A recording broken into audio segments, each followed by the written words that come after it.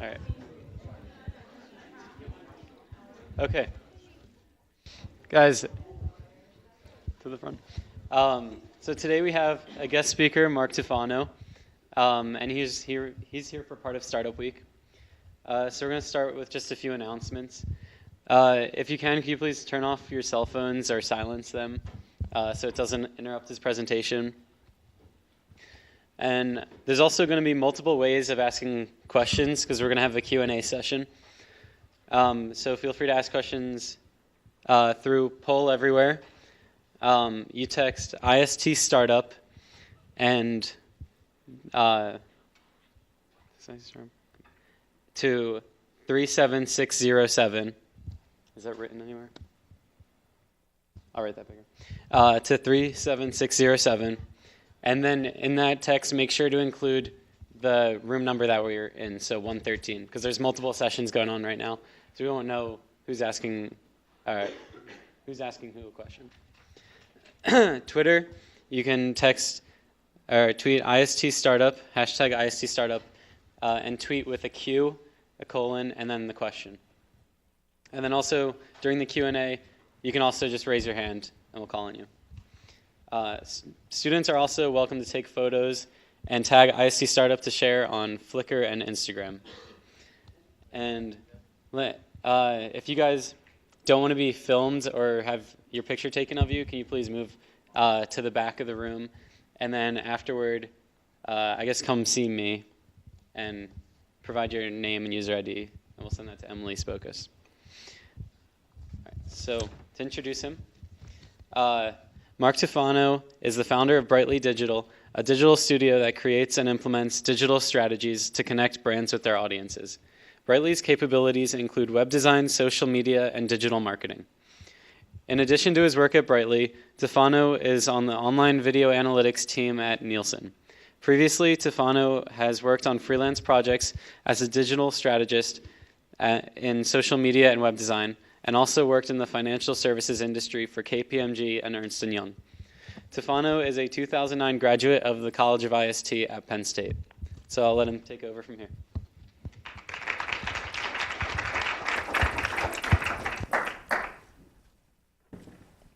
Everyone hear me in the back? Good. It's 2008. I'm 21 years old. I just finished a summer internship, and I have $4,000 saved. Quite a bit of money, right? And I have 1 month to spend it. So what do? I decided I was going to start slinging. Slinging what? Slinging scarves. All right. So what am I talking about? Well, come on, hear me out. I just finished studying abroad in Barcelona. I'm a big sports fan. Started going to Barcelona soccer games. I became a Barca supporter. That's what they call their fans. And at these games, these crazy Barca fans hold these scarves over their heads at key moments of the game. So I started thinking, and while I'm bored at my summer internship, I started thinking even more. Why would this not work at Beaver Stadium? We get these people to wear these white t-shirts that are not even designed that well, okay? And everyone still buys them and everyone wears them. Why not get them to wear a cool scarf? So I start making phone calls. It's August now, right before my senior year, and I'm trying to find someone that's going to make me these scarves. And everyone says no, we don't do that. We don't make these scarves. I find one guy, probably made 50 calls, one guy. He said he'll do it. I'm ecstatic. I can't wait. Then he asked me one question. So, do you have your collegiate license? I remember being on the phone, I was like, didn't even think about that. You can't go around printing the Penn State logo on anything you want. So, I'm the type of person that doesn't take no for an answer.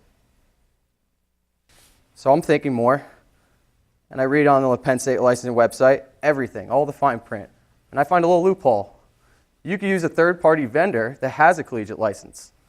So I find one, and I put him in touch with my scarf guy, who then uses a factory in China to produce these scarves. Yeah, too many middlemen, hurts the profits a little bit. But now I also have another problem. How can I sell these scarves on campus?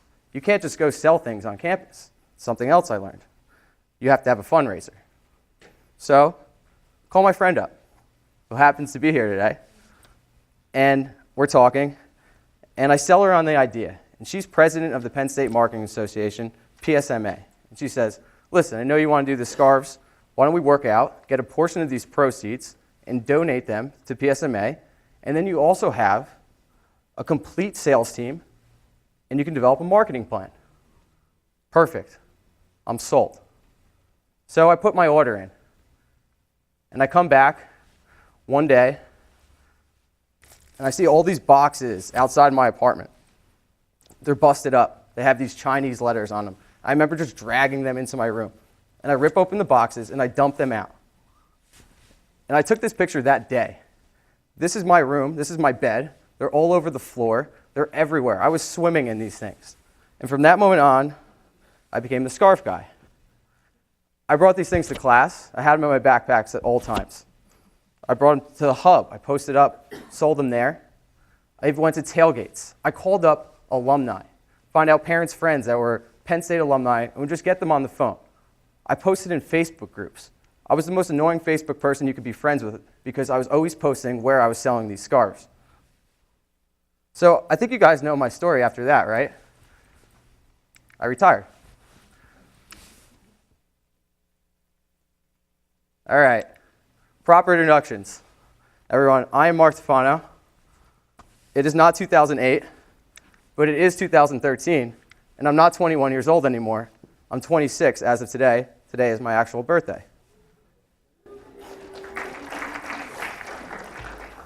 Thank you. Oh yeah, I'm not retired. This scarf business wasn't as lucrative as I thought. But it did teach me a lesson, and that lesson was to take chances and make changes in your life. The topic of my talk today is change and learn. So I made a lot of changes since I graduated, and that's why I'm here today.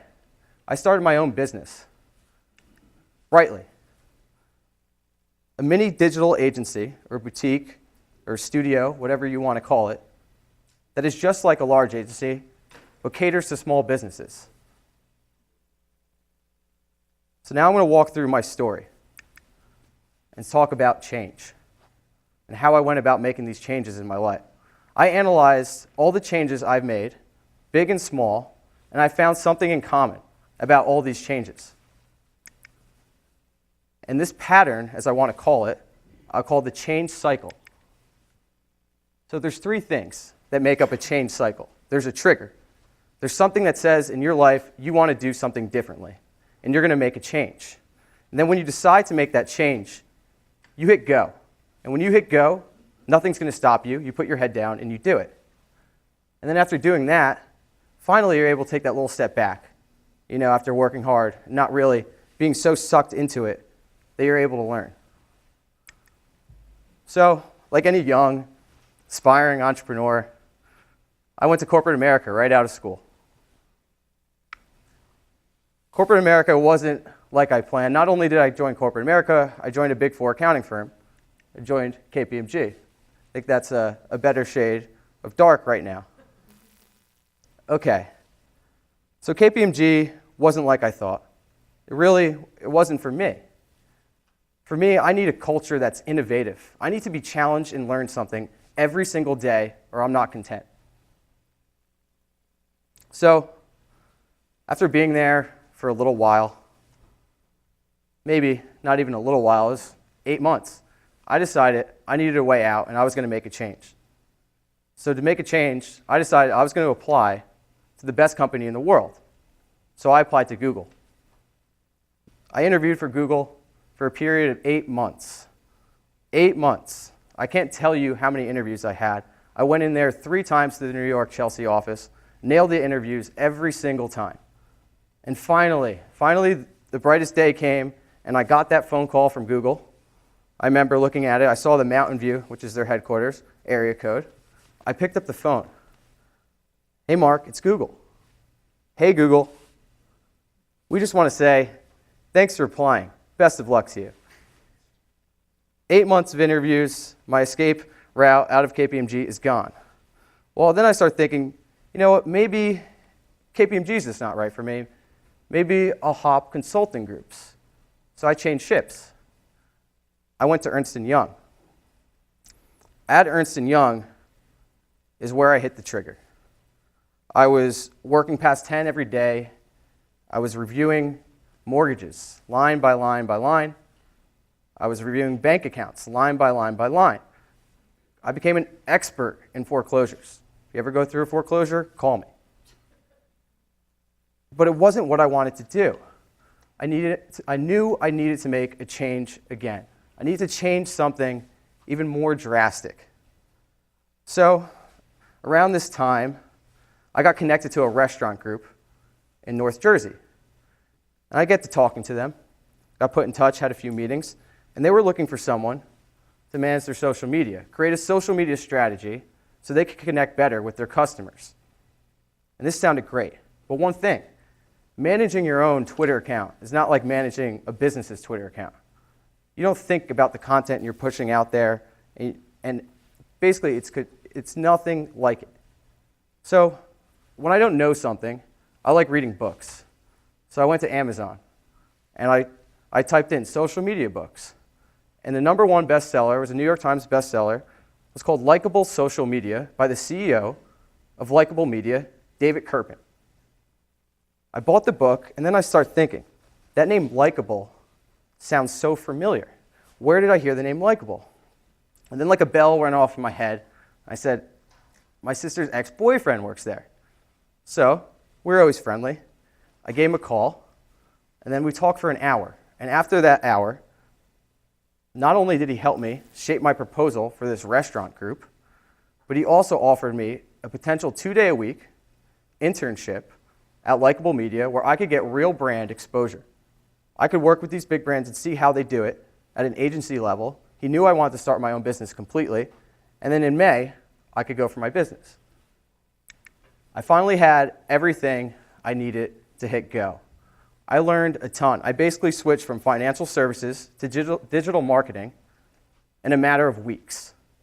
I went from calculating or going through hope letters and mortgage foreclosures to calculating impressions and expanding Facebook audiences. Finally, May came around and I was ready. I went off and I started brightly. Became the founder, had my business cards. It was set. My first clients came through friends of friends. When you start your own business, you got to build off your network. So that's what I did. I built my business through friends. I got a few social media jobs. I did some social media applications. I did a website, and that got me going. But that only gets you to a point, your own network. There gets to a point where you actually have to go out and start selling. You got to put yourself out there when you start your own business. You need to know that whatever you do, you're constantly representing your business. So whether you go to the beach, you're going to be talking business eventually. Everyone's a potential client. And when I did this, I started printing out. I made brochures about how people can manage their Facebook pages better. I went and pitched to small businesses. I was selling constantly. There was not a day that went by that I was trying to get a new client, because you have to keep selling, because you never know when that one client's going to cancel their monthly contract, and then you have to have a backup. So after all this selling and literally doing little work, I was 80% selling, 20% actually doing the work. I kind of hit a wall again. And I think that the founder of Tesla Motors and PayPal said this best.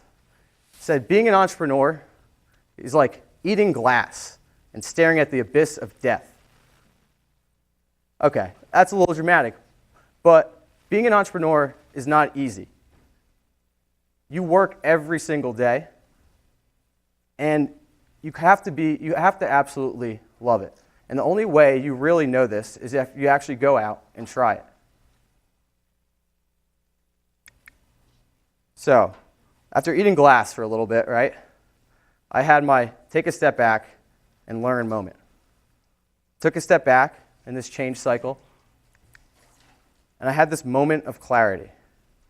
And I think the moment of clarity could best be summed up by a scene from the movie Grandma's Boy. I'm not sure if you've ever seen this. But Grandma's Boy is about a video game tester named Alex. And Jeff is his good friend. Jeff is pretty old, and he still lives with his parents. Alex walks into Jeff's room, and he's sitting there just like he is right here. And he looks at Jeff sitting on his bed. He said, "Dude, your bed is a car." And he looks back at him and he goes, "Yeah, but it's a sweet car." Yeah, I had a sweet car. I was living at my parents' beach house in the summer, running my own business, picking my own hours, doing something that I really did like, but I wasn't 100% into it anymore. And I was, more than anything, besides working all the time, I was working alone. And that's when I decided, you know what? I have to regroup a little bit. I have to revisit this change cycle. Is this what I want to do? Maybe jumping consulting firms wasn't the best route. Maybe I just needed a different job. And maybe I had to switch careers, maybe get a marketing job, and still manage Brightly, because I could still manage a few clients on the side and kind of reshape, reform my business. And that's what I did. So right now, I'm still managing Brightly. I have only one client right now, but I'm kind of reshaping, what exactly I want to do next with Brightly. And I work for Nielsen on their video analytics software. So, to go back, the change cycle. I hit the trigger when I knew, after 3 years post-college, that what I was doing was not what I loved. So I went for something I loved, and I hit go, and I started my own business. And then I took that step back, and I learned. And then I hit it again. Brought me to that point where I was, maybe eating glass, where I hit the trigger again, and I switched jobs. So I want to challenge everyone in here to make changes in your life and not to be afraid of making changes. You'll all be okay. You'll be fine. And it doesn't have to be a drastic change. You can make changes at a corporate job, smaller changes than I did, and you can make changes when you start to go start your own business. I want to close on 3 lessons, 3 things that I learned. 1, things don't go according to plan. So I thought that I was going to work hard in high school, which I did, go to a good college, which I did, do really well in college, did that too, and then get a job and be very successful at the age of 25. I'm 26 today, and I'm not nowhere near where I thought I was going to be. Does that mean I'm a failure? No. But don't put this preconceived plan, that everything's going to work out perfectly. Take things as they come. You're going to have setbacks. I know you're saying I'm not, maybe you're saying that, maybe you're saying I am old, or maybe I'm not that old. But things happen in your life when you graduated. In college, you're kind of almost in this bubble. In the real world, everything hits. You'll have personal setbacks. You'll have business setbacks. Maybe you'll have even something good happen in your business that changes. They might send you across the country. But just be ready for it, and don't think that you have to have this plan. You could take things as they come.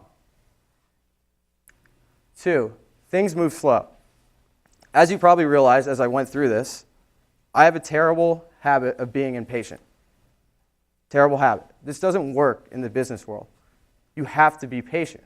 Whether you take a job, a corporate job, or whether you go and start your own business, patience matters. So I look at my friends. I have friends that work at Ernst & Young still, that work at KPMG. They didn't jump ships. They didn't leave. And they're all doing very, very well, very successful. They didn't have to leave their job, but maybe they changed projects. Maybe they changed groups. Maybe they stuck it out and finally something worked out. So you don't have to make these drastic changes. And if you are starting your own business, just know things move slow and make sure you have backup plan. Because if you think you're going to close a deal in January, you're not going to close it till June. So you better have another client lined up. Last thing I want to close on is There's not a thing in here that anyone can't do. I don't know any of you, but I know one thing. I know that you all chose to come to the best school in the world. You really did. So you're all smart. You can do anything that you put your mind to. I just read a really, really good book, and I encourage you to read it, called The Power of Habit. Best book I read in a long time. And it studies how habits are structured. And it also studies how people go about changing habits. So they look at these people with these bad habits, and then they look at the people that are successfully able to change their bad habits. And they all have one thing in common. And that one thing in common is they believe. Because when all else fails, you'll believe. You have to believe, because things do work out. This is probably my favorite quote, and I can't really tell you where I got it, or I could, but I took it a little bit out of context. Maybe if you ask me a question, I'll tell you more where I got it. But life is too boring not to try. Challenge yourself every single day. Learn something new. Make changes in your life, big or small, and learn from them. You might not get that dream job at Google, but you might have your business featured on the YouTube Google Business Channel front page. So go for it. So rather than questions, I have 5 scarves still here. Since I didn't sell them out and retire. They're probably, the market value is pretty high right now. But anyone that asks me a question, the first 5 people definitely will get scarves. Maybe if I like your question still, I can mail you a scarf. But I really want to open this up because I'll give you honest feedback, answer all your questions truthfully. And I know you guys, maybe you're not thinking about starting your own business, or maybe you are, or maybe you just have questions about, how it is working for a large organization, or, any advice I could give you. Ooh, lots of questions. I like this. We'll start front first. I guess it's the scarves, though, right? Yeah. Why didn't you? I know you said you tried to sell your scarves. Why didn't you try to use social media to sell your scarves so you wouldn't have to travel everywhere? That's a great question. So, the way I sold my scarf. You're welcome. The way I sold my scarves was creating. They didn't have Facebook pages then. They had Facebook groups. So I created a Facebook group, which was essentially a fan group where I got people to join that had a lot of school spirit. And then that's really the primary place where I got the word out. If I had the resources now, in terms of I could make a Facebook page and I could, run Facebook ads targeting people at Penn State and stuff like that, it definitely would have been better. But I did mail I mailed a ton of scarves. What happened was when I created this group, alumni actually found me on Facebook, and then I would talk to them, private message them, get their details, send them a PayPal link, and then mail them the scarves. We'll go pretty far back, way back. The red hand. Adam? Yeah. Knew I got your name. Would you say your experience with the scarf business is I like the scarf questions. Absolutely, because a few things about the experience. One, when I had interviews at Google, or when I had interviews anywhere, and I mentioned that scarf thing, they drilled me on it. They honestly, I probably spent more of the interview talking about that scarves.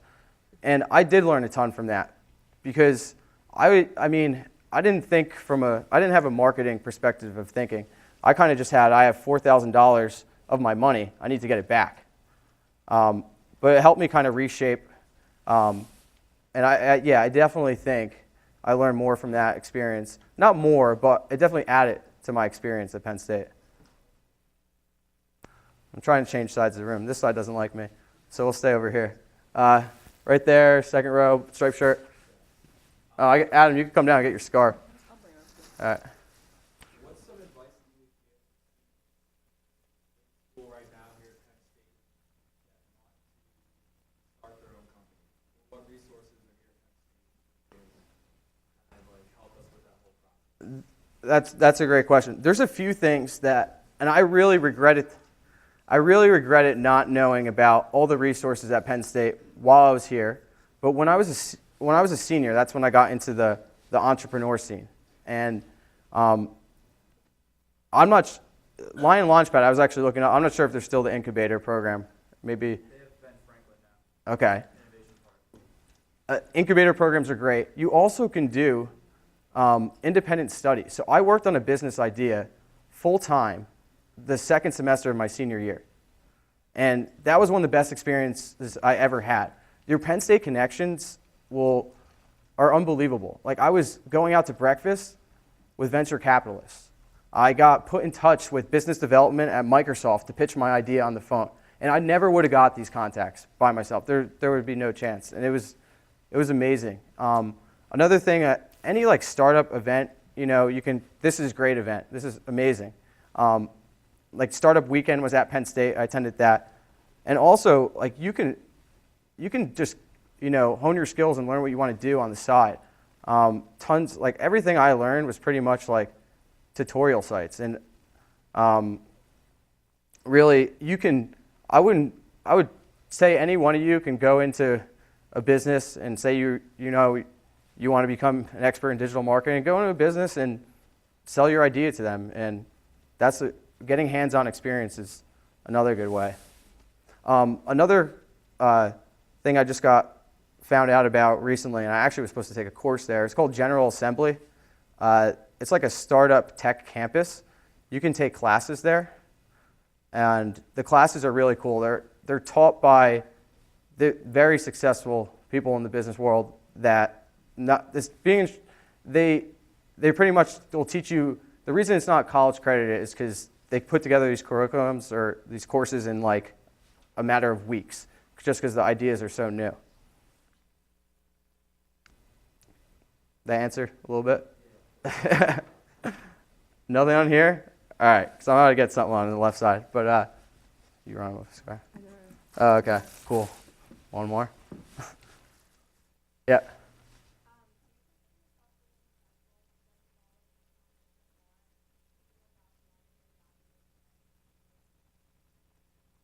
No. No. No. Like I said, and maybe I should watch my own presentation, that for some reason I still had this thing that, I was going to be like one of the most 25 successful people under 25. And like I'm nowhere near that point, But I'm definitely in a different state right now.